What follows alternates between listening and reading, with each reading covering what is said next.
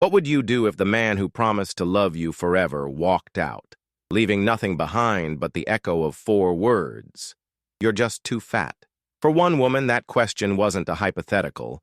It was the sound of a deadbolt clicking shut on her life, leaving her in a silence so heavy it felt like a physical weight on her chest. The air in her small apartment, once filled with shared laughter, now only carried the faint, ghost-like scent of his cologne on a pillow she no longer slept on. Elena kneaded dough on a floured butcher block, the motion a familiar rhythm that had lost its music. Her bakery, a small storefront on Seneca Street in South Buffalo, New York, had once been her joy. Now it was just a place of mechanics, of muscle memory. Flour dusted her hands and forearms, a pale shroud that couldn't cover the feeling of being exposed. She shaped the loaves, her strong fingers pressing and folding, creating nourishment she no longer felt she deserved. The windows of her shop looked out onto the gray, stoic architecture of the city, a landscape of brick and steel that felt like a perfect mirror for the fortress she had built around her own heart. Outside, the sky over Lake Erie was a perpetual slate, promising a rain that never seemed to fully wash anything clean. Her apartment was just a few blocks away, a second-floor walk-up in a building that had seen better decades. It was obsessively clean, as if scrubbing the floors could somehow scour the memory of him from the rooms. But his absence was an object in itself. It sat in the empty chair across from hers at the small kitchen table. It lay on the unused side of the bed, a cold depression in the mattress. Every surface she wiped clean only served to better reflect her own solitary image, a form she had begun to see as a monstrous betrayal, a cage of flesh that had cost her everything. Sometimes, on her drive to the wholesale market before dawn, she would pass the towering, magnificent form of Our Lady of Victory National Shrine and Basilica in Lackawanna. She never looked directly at it. Its twin domes and gleaming marble seemed to belong to a world of grace she had been permanently locked out of, a place for people who were whole. She was just fragments now. The memory of that final evening was a shard of glass she couldn't stop turning over in her mind. It had happened in the living room of this very apartment, the same room where she now sat in the dark, listening to the hum of the refrigerator. Mark had his suitcase by the door, already packed. He had the calm, detached air of a man who had rehearsed his lines, who had already completed the emotional labor of leaving long before he announced it. He didn't shout. He didn't even seem angry. That was the worst part. His voice was flat, clinical, as if he were diagnosing a problem and offering the only logical solution. He gestured vaguely at her, from her head to her feet, his eyes not quite meeting hers. "Look, Elena," he'd said, the words smooth and practiced. "I just can't. I'm not attracted to you anymore. You've let yourself go." She stood frozen, the dish towel in her hands suddenly feeling impossibly heavy. She could smell the garlic and oregano from the dinner she'd been making, a dinner he would not be staying for. She had opened her mouth to say something, anything, to plead, to argue, to scream, but no sound came out. It was then he delivered the final, clean cut. "It's not complicated," he said, picking up his suitcase. "You're just too fat." The words didn't land like a blow. They landed like a verdict, a final judgment from which there was no appeal. He turned and walked out, and the click of the lock behind him was the loudest sound she had ever heard. Now, months later, she heard it everywhere. She heard it in the silence of her customers when she handed them their change. She heard it in the rattle of the empty hangers in her closet. She heard it in her own breathing in the dead of night. The words had become the narrator of her life, a constant, cruel whisper that followed her from room to room. The rain started on a Tuesday afternoon, a cold, miserable drizzle that matched the color of the sky and the state of her soul. She had closed the bakery early, unable to bear the forced smiles and pleasantries. She got in her car with no destination in mind, just a need to be in motion, to outrun the voice in her head. Her worn tires hissed on the wet pavement of South Park Avenue past the brick houses and corner stores of her neighborhood. She drove for what felt like hours, the windshield wipers keeping a frantic, hypnotic rhythm against the downpour. Without consciously deciding to, she found herself turning onto Ridge Road, pulling into the vast, empty parking lot of Our Lady of Victory. The basilica stood before her, a mountain of white marble against the bruised purple sky, impassive and immense. She didn't want to go inside. The thought of all that consecrated silence, all those kneeling figures, felt like an accusation. But the rain was coming down harder now, a relentless drumming on the car roof, and she couldn't stand the confinement a second longer. She ran from the car, not toward the grand main entrance, but to the side, seeking the minimal shelter of a small, open-air grotto carved into a stone alcove. There, protected from the worst of the rain, stood a life-sized statue of the Virgin Mary, her marble hands open in a gesture of welcome. Elena stood dripping on the flagstones, her breath coming in ragged gasps. She looked up at the serene, carved face, at the unseeing eyes that seemed to stare into a place beyond all this rain and all this pain, and something inside her finally broke. It wasn't a prayer that came out. It was a raw, guttural whisper torn from the deepest part of her. "You see this?" she hissed at the statue, her hand gesturing down at her own body, soaked and shivering. "Are you watching? This is what he left. This is all I am." The words were acid in her throat. She took a step closer, her voice cracking with a grief so profound it felt like it was physically splitting her apart. "Is this what I am to you too? Just this thing? Something to be measured and weighed and found wanting?"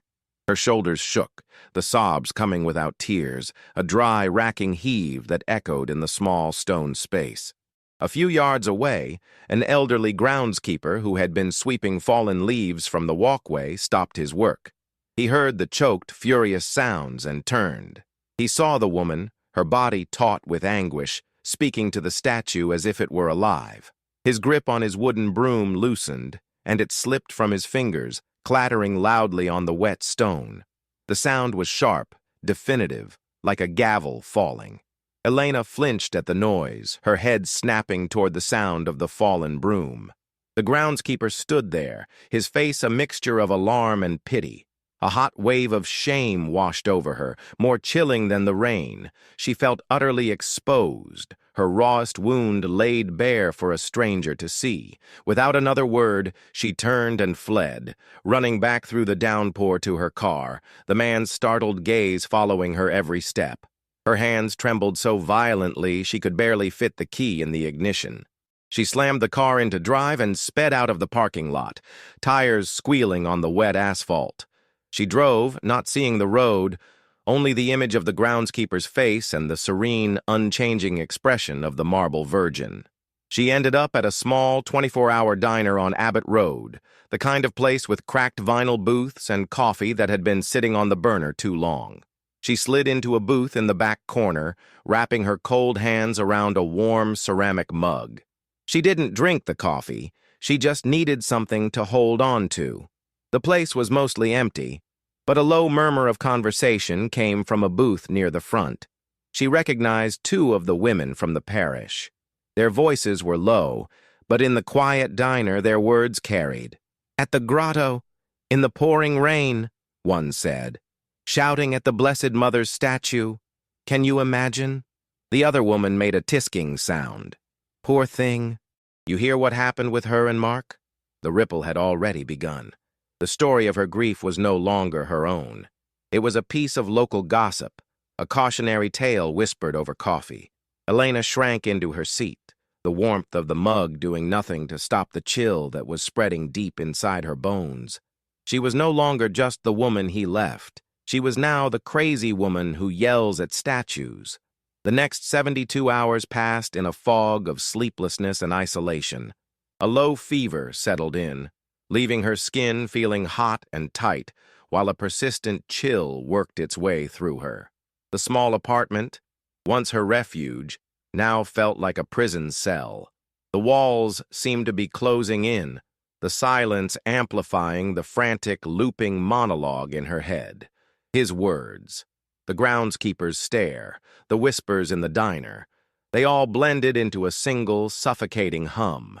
Her chest was tight, as if a steel band were being slowly cranked around her ribs. She tried to work, to lose herself in the familiar motions of baking, but her hands shook and her measurements were off. Loaves came out of the oven, dense and lifeless.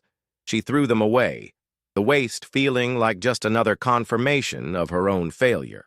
A friend called, her cheerful voice on the answering machine sounding like it was coming from another planet. "Elena? Just checking in. Haven't heard from you in a while." Elena sat on the floor, listening to the message, her arms wrapped around her knees.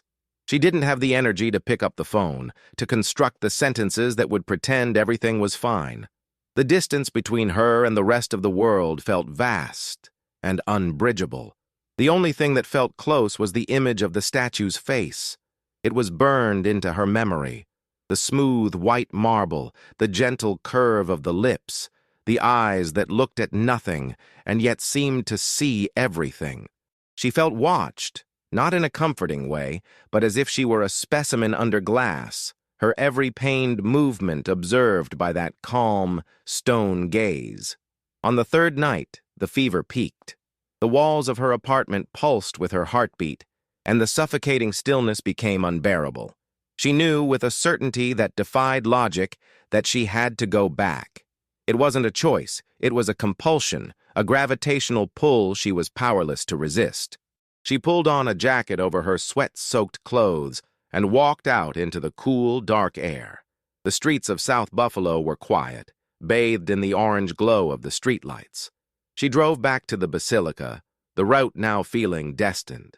The grounds were deserted, locked in the profound silence of the hour just after midnight. A single floodlight illuminated the Basilica's facade, making the marble glow with an ethereal lunar light. She walked to the grotto, her steps slow and heavy.